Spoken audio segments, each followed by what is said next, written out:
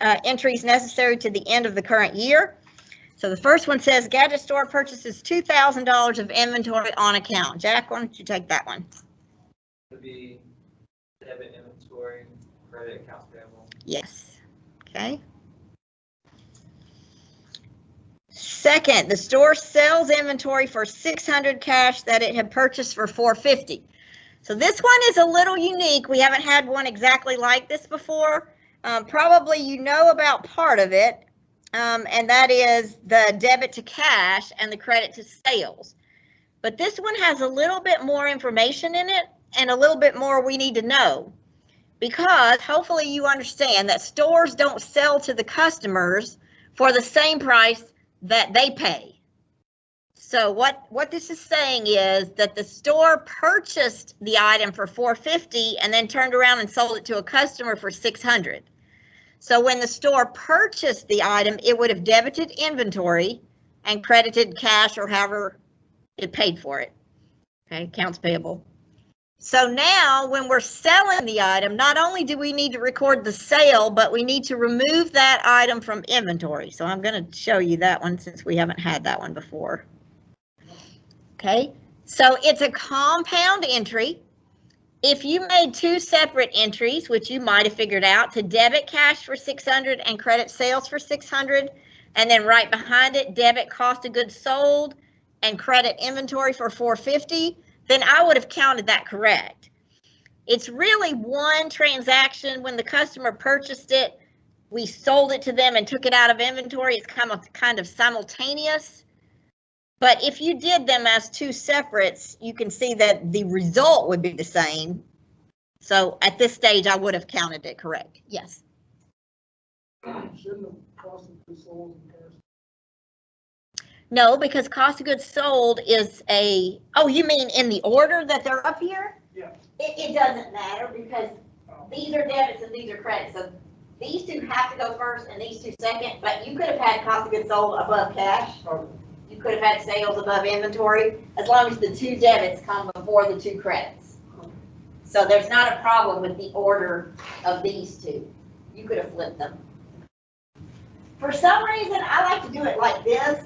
Like this is the sales price, but within that, this is coming out of inventory. But that's just my thinking. It doesn't make it right. I mean, if you had cost of goods sold first, that would be fine. Okay. Anything else? So that's new. Yes. No, totally different things. Inventory is what we purchase to sell to customers. Supplies we purchase, we're going to use it ourselves. We're never going to sell it. So very different things. Good thing you asked. Yeah, inventory and supplies, not the same thing. Inventory is what's on the shelf in the store ready to be sold to customers.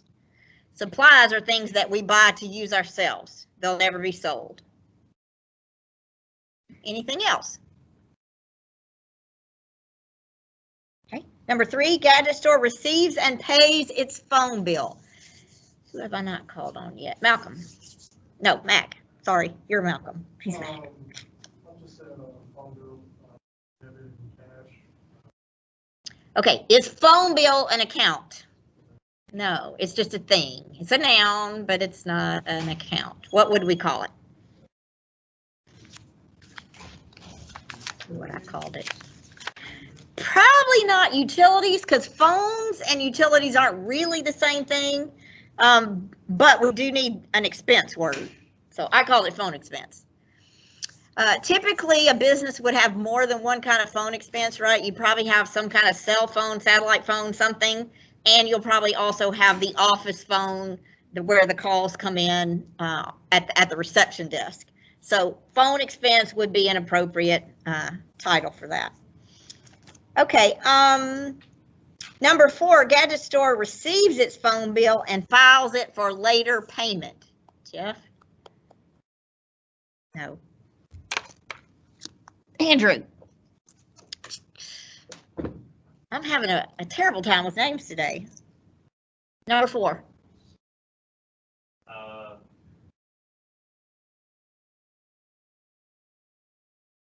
Would it not just be phone expense 120 and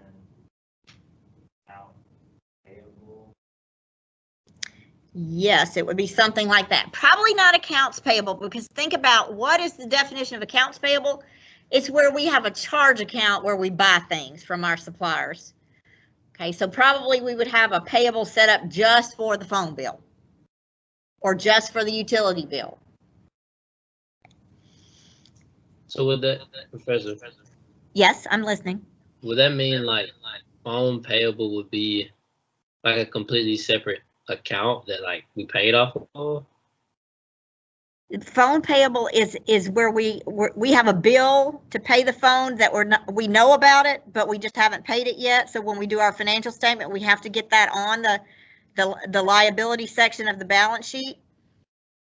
So we call it phone payable. It'll be listed with the other current liabilities. Okay. Yes. So, it doesn't say account and transaction, it's like whatever it is, the expense. No, the reason we use accounts payable is if we have a charge account with a supplier. So that would be the people we buy supplies and inventory from. Those companies would be accounts payable. Okay, this one is a whole different thing than that. We don't have a charge account with the phone company. We just have a service with them. So it has its own payable. Remember, we've seen utilities payable, we've seen salaries and wages payable. I mean, we've seen a lot of different interest payable, payable accounts, and this is one of the ones that would have its own. So if it was like cable. It'd be cable payable or however you named it for your company. All right, number 5, on October 1st, Gadget Store purchases 2,400 insurance policy, which covers the next 2 years. Assume financial statements are done monthly. Who have I not called? Dana, let's try you. Do a bit of insurance and credit cash. Just insurance?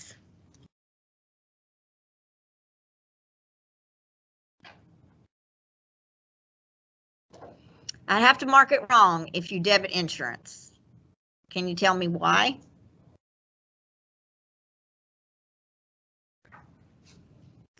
Tyler, can you tell me why? Why just a debit to insurance is not correct? Okay, it has to be either prepaid insurance or insurance expense. And since they're kind of opposites, if you just put insurance, I can't give you correct credit for that. Okay, so we're paying in advance. We know that. So we're going to debit prepaid insurance. And Dana, what was the other part? Yes. Okay. So October 1st, debit prepaid insurance, credit cash. Okay. It says assume monthly statements are done. Kirsten, what did you do after October 1st? When's the next time? The 31st. Very good. October 31st. And then I did insurance, debit, and then prepaid. Very good. All right, so October 31st, debit, insurance expense, credit, prepaid insurance. Because at this point, 1 month of that prepaid insurance has expired. So we need to take it out of the prepaid account, which is an asset, and put it into insurance expense because now we've used it. We've used it. Okay. And notice that we paid $2,400 for 2 years or 24 months. So that adjustment would be made 24 times, but I told you just to go to the end of the year and stop. But hopefully you know that you would actually have 21 more of those entries all the way till the prepayment runs out. Assuming monthly statements, we have to do that. Okay. What if we had an annual statement on December 31st? What would that amount have been in the adjustment there? What if that, if we did annual financial statements, what would the entry on December 31st have been? It would have been all the years worth. Yes, Luke and Sims are absolutely correct. The number would be $300 and there would have been no entry on October 31st and November 30th. Does everybody understand the difference? It's very important that you understand the difference. Okay, number 6. October 1st, X9 Gadget Store borrows $12,000 from the bank to finance the purchase of Christmas inventory. The interest rate is 6%. The note is due in 4 months. Assume annual statements. Kagan, what would you do on October 1st?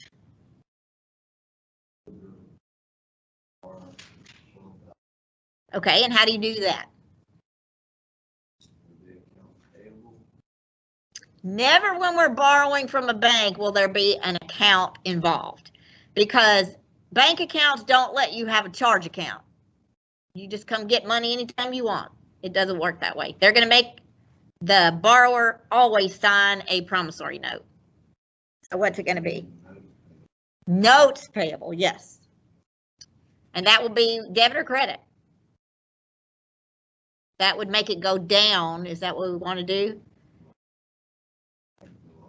We want to make it go up. Yes, we just borrowed money. We have more debt. Yes. All right, debit cash, credit notes payable for $12,000. That's on the day we go and borrow the money. All right, Johnny, what do we do on the next date? What's the next date involved anyway? It says we have annual statements. Yes. Okay, and what are we going to do on December 31st? Are we paying off the loan on December 31st? So we take out the 6% interest and times it by 3 months. Mm-hmm.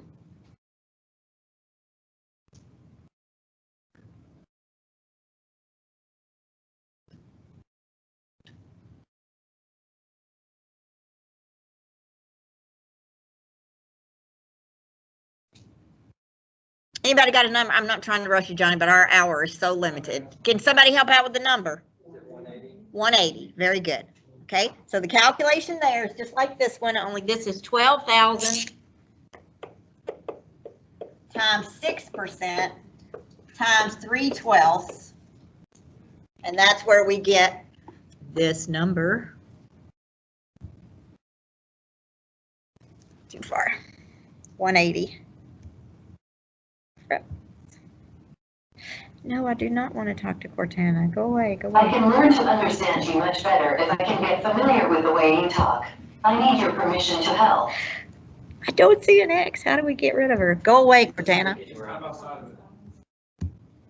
Thank goodness. All right. See, I showed way too much there. All right, so 12,000 times 6% times 3/12. We are the borrower, so it's interest expense, interest payable this time. Okay. And then number 7, on December 1st, Gadget Store pays for advertising in Gadget Magazine for the next 3 months. Total cost is $3,000. Assume monthly statements. Sydney, why don't you start us off for that one? Debit, prepaid advertising, credit, cash. Okay. Debit, prepaid advertising, credit, cash. So we paid in advance. When it says we're paying more than 1 month at a time, that's always going to be a prepaid item. In this case, it's prepaid advertising. Okay, our cash went down 3,000. All right, Malcolm, what would you do and when would you do it the next time? December 31st, yes.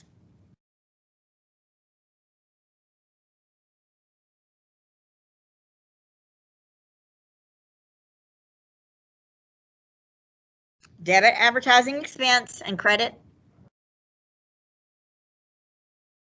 No. We've already paid for all of it. We don't have to worry about paying for it in payables or cash. It's already paid for. But the amount that we have in prepaid is going to need to be reduced, right? Because only 2 months still prepaid. Okay, so we're going to reduce prepaid advertising. We're going to increase advertising expense.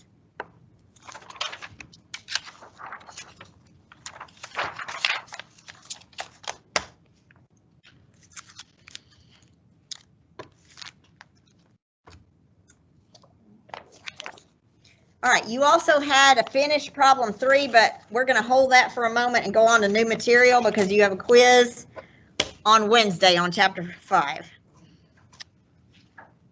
All right, 4, pardon me, chapter 4. Okay, back to this.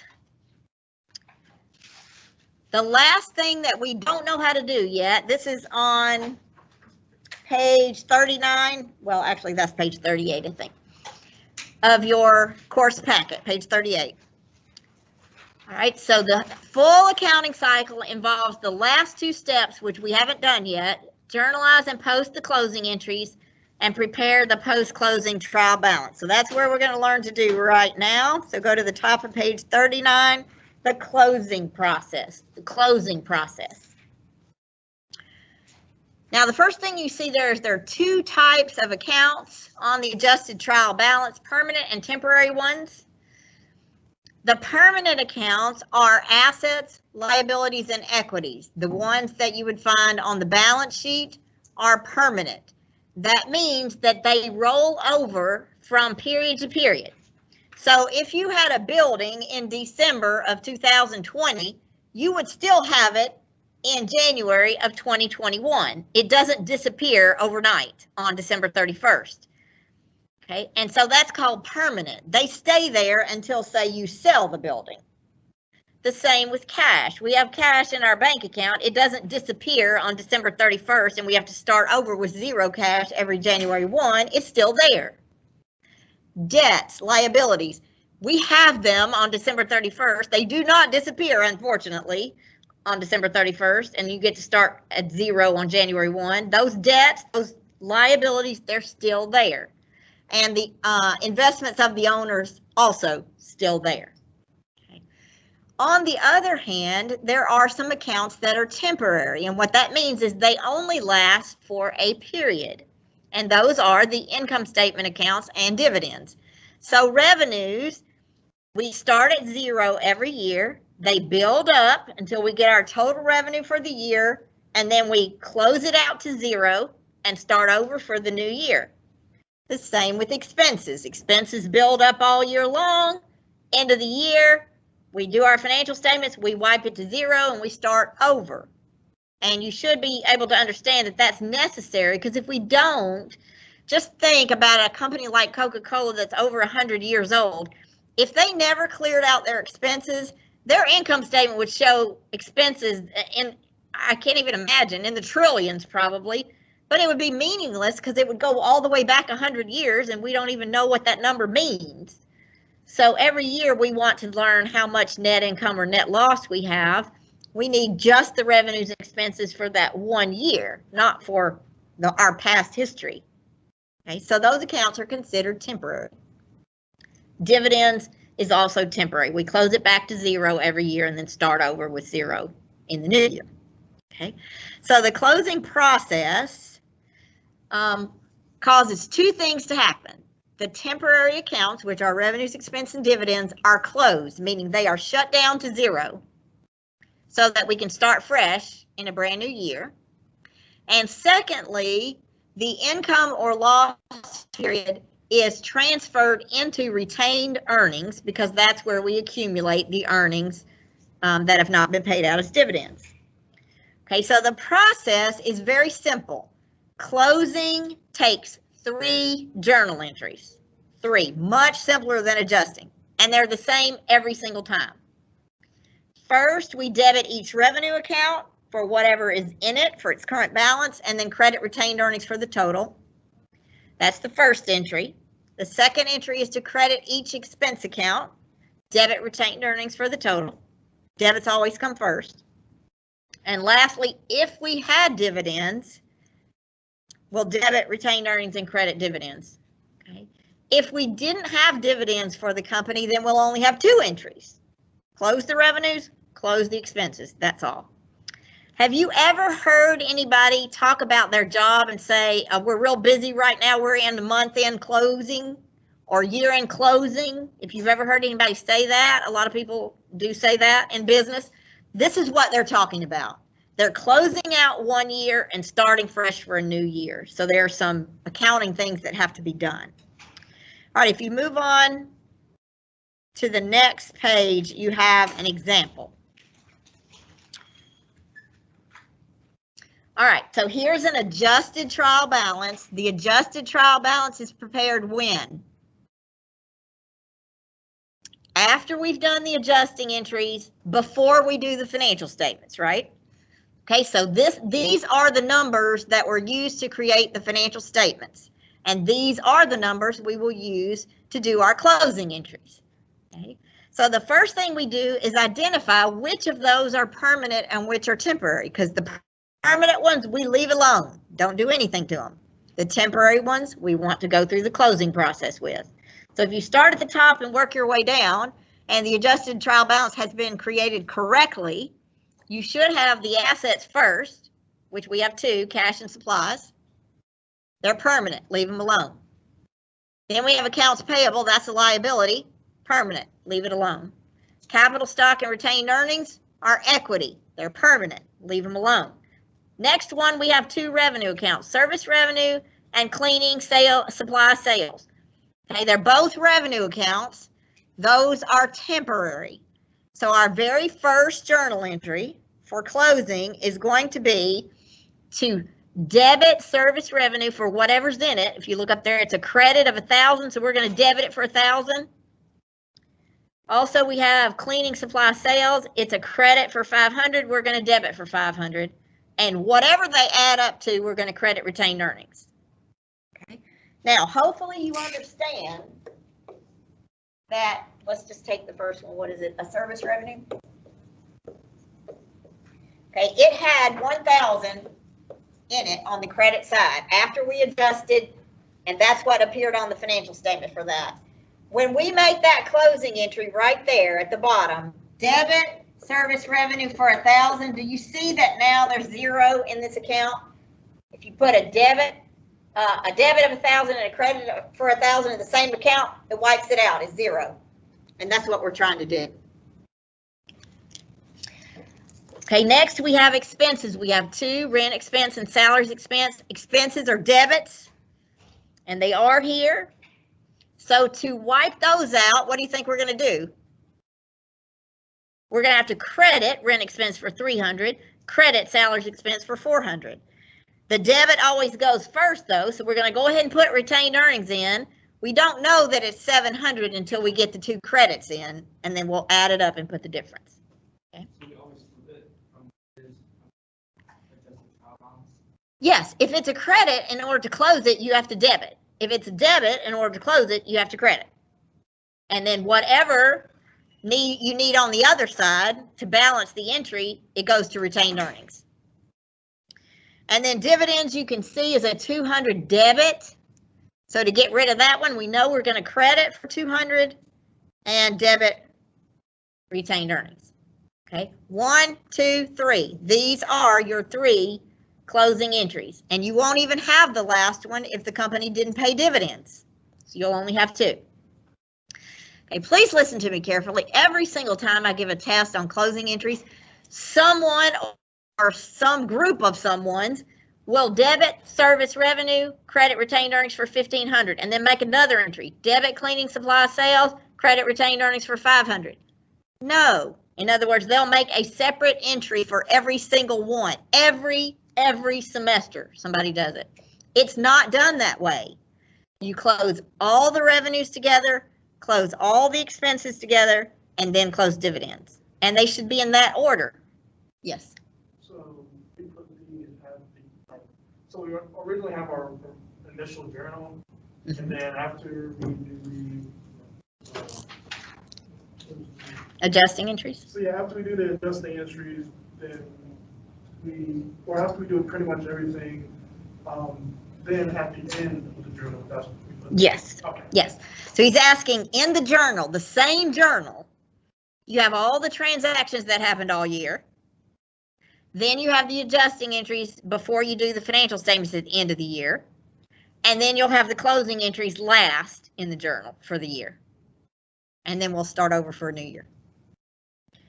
Okay, when we do that, once we have posted those journal entries, those closing entries into the T accounts, because every single thing that goes in your journal is then copied into the T accounts, everything. So after we do that, we do a last trial balance This is called the post-closing or after closing trial balance. And you'll notice it's quite short, and that's because the only things left are assets, liabilities, and equities. Everything else is closed out to zero. Now, we could list them all and put zeros in there, but there's no point. If there's nothing in there, you can leave it off. Yes? How did you get 600 for retained earnings? Because if you look up here, it was zero. Correct. Okay, then we made these entries. So we actually did this. You draw your T account for retained earnings. Okay, it had a zero. It normally has a credit balance, so that's why I put the zero on the credit side. Okay, in the first entry, we put 1,500 in there on the credit side. In the second entry, we put 700 on the debit side, and in the third entry, we put 200 on the debit side, and that gives you 600 on the credit side. So that's how we got to this 600 in retained earnings. You did a T-chart for the whole, for it as a whole, instead of just one. Well, like I said, every entry we made gets copied into the T accounts. We just didn't show those on here. But yes, that happened, and that's how we got to this trial balance. Notice the assets and liabilities and the capital stock account, they're exactly what they were on the adjusted trial balance. But the retained earnings had some activity during the closing entries, and that's why it changed. Does that make sense? Yeah. Okay.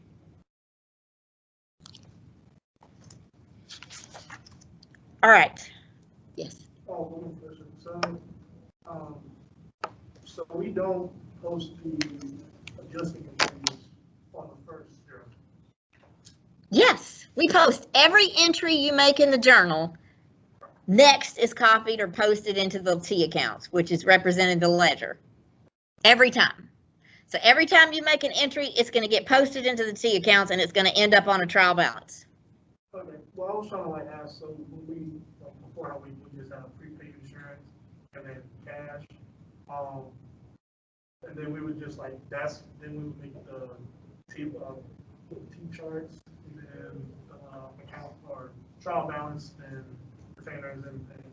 So after we put prepaid insurance cash, we then go under that and do the adjusting, or do we do that after? No. We only do that at the end of the period. So all the transactions that are occurring every day, all month, or all year, those are all in the journal in order chronologically. We only do the adjusting entries on the last day of the period, if we're going to do financial statements. Anything else? Yes. So like, what order does this go in now? Okay, let's go back to page 38 at the top. This is how it goes. Okay. Now we have completed all the steps. So the very first thing that happens is you record the transactions in the journal as they occur. So January 1, everything that happened that day. January 2, everything that happened that day, on and on and on. Then every single one of those entries is posted into the T accounts. And then before we do adjusting entries, we'll do a trial balance just to make sure that the debits equal the credits. After we've done all those transactions, copied them into the ledger. Then we'll record the adjusting entries in the journal, post them into the ledger, do another trial balance to check on it again. It's called the adjusted trial balance to make sure the debits equal the credits before we do the financial statements. Then we're going to do the financial statements. When those are done, we're going to make the closing entries in the journal, post them into the ledger, do a final trial balance, which is called the post-closing trial balance. That should show that all we have left is the permanent accounts. And those numbers in the post-closing trial balance, that's what you start the new year with. Because all the revenues and expenses are gone now. We start over, but we still have all the assets, liabilities, and equities. So those move forward. What's left on the post-closing trial balance, that's how we open the new year. Yes. So on that problem we just did, What would be a difference between the initial trial balance and then the adjusted trial balance? The difference would be any account we adjusted now has a different balance than it did on the first trial balance. Does that make sense? Because the whole reason we're doing adjusting is some of those accounts aren't quite right anymore. So we're gonna go in there and fix them. So the adjusted trial balance should have some different numbers on it. And then the post-closing trial balance will have only assets, liabilities, and equities left. So they'll all be different.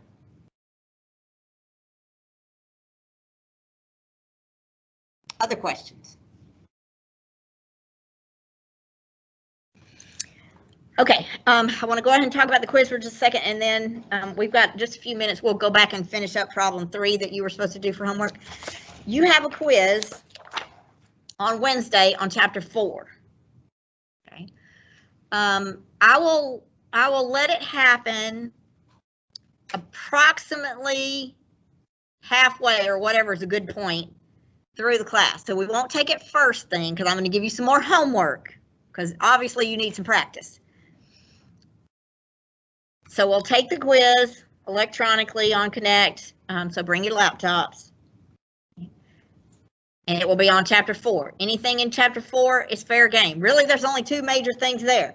Adjusting entries and closing entries. Which one do you think I'm going to give you the most questions about? Adjusting entries, yes. Okay, because they're much harder. Yes. Are you sure you told us to do problem 3 for homework? Because I wrote down 1, 2, 12, 14. Well, we did parts 1, 2, and 3 in class, and I just told you to finish it. So we only have parts 4 and 5 to go over. So let's do that right quick.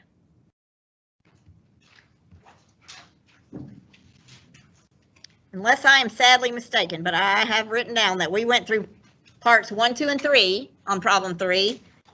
So all we had was 2 parts left, 4 and 5. All right, we took out a 1-year loan on November 1st for $10,000, 7% interest. Both the principal and the interest are due at maturity. What is the adjusting entry on December 31st? If we do monthly financial statements, okay, so the way this problem is written, I didn't ask you to go back and make the original transaction entry. I just said, what's the adjusting entry? But if we need to, I can put it up there on the board. Okay, who wants to help me? I'll let y'all volunteer now. I think we've been around at least twice. Chapter 3, number 4, yes. What is the adjusting entry if we do annual financial, no, monthly is first. If we do monthly financial statements. Is it interest expense and interest payable? It is, for how much? 58.33. Yes, yes. Okay, so the original November 1 transaction, you were not asked for it, but it was debit cash, credit notes payable. We went to the bank, we borrowed $10,000. Okay. On December 31st, if we do monthly statements, we only need 1 month of interest.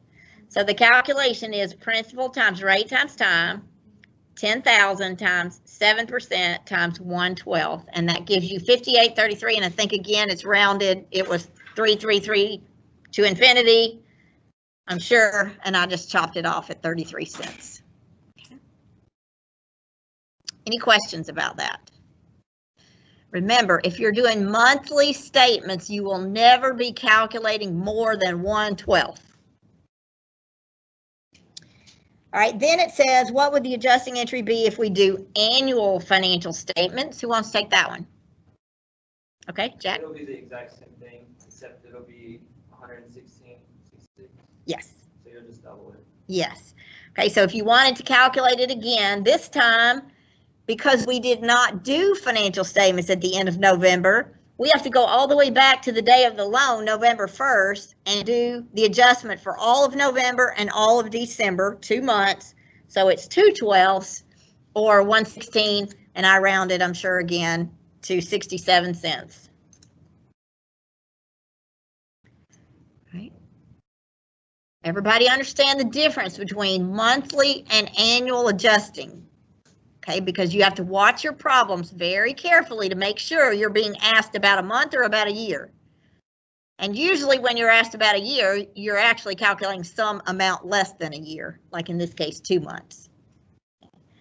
And then number 5, revenue earned but not yet recorded at the end of the year was $2,800. What is the adjusting entry for that? Who wants that one?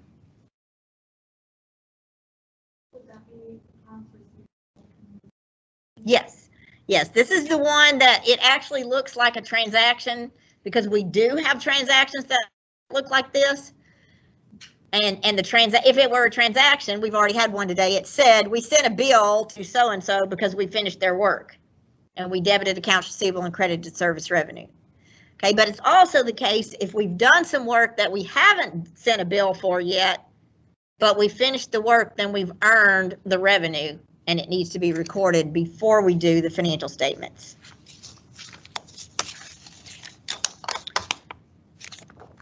Okay, we've got about 3 minutes left. Why don't you go to problem 11 right quick?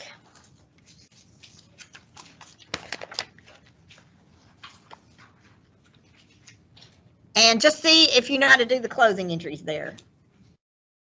It's on page 48, I believe.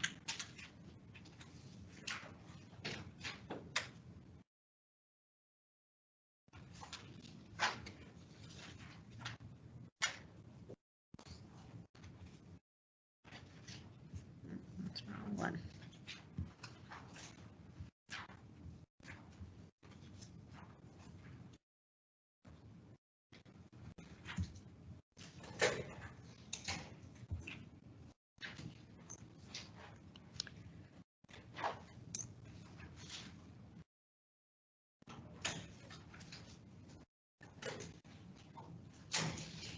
Problem 11.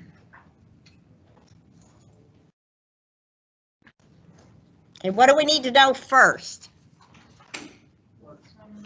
What's permanent and what's temporary? Okay, so when you go down the list, where, or maybe just tell me which one is the first temporary account? Very good, very good. Okay, so above that, assets, liabilities, and equities are not closed, they're permanent, so you could just draw a line across there under retained earnings and say, don't close anything up there. We do need to close the revenue accounts, the expense accounts, and dividends.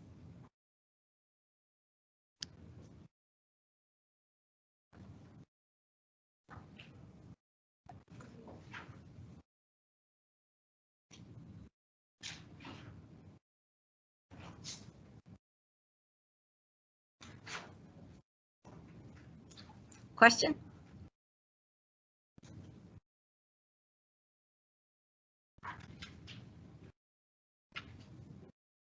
You know you close the revenues first, then the expenses, then the dividends. And you know that you're going to essentially be doing the opposite of what is already there.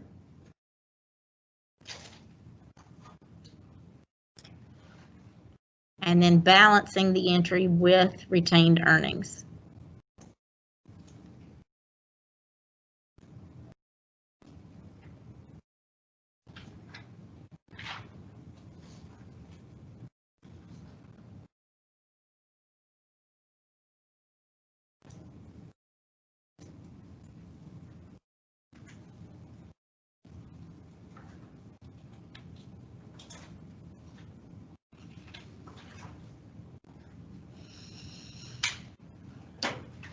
Does anybody have any questions?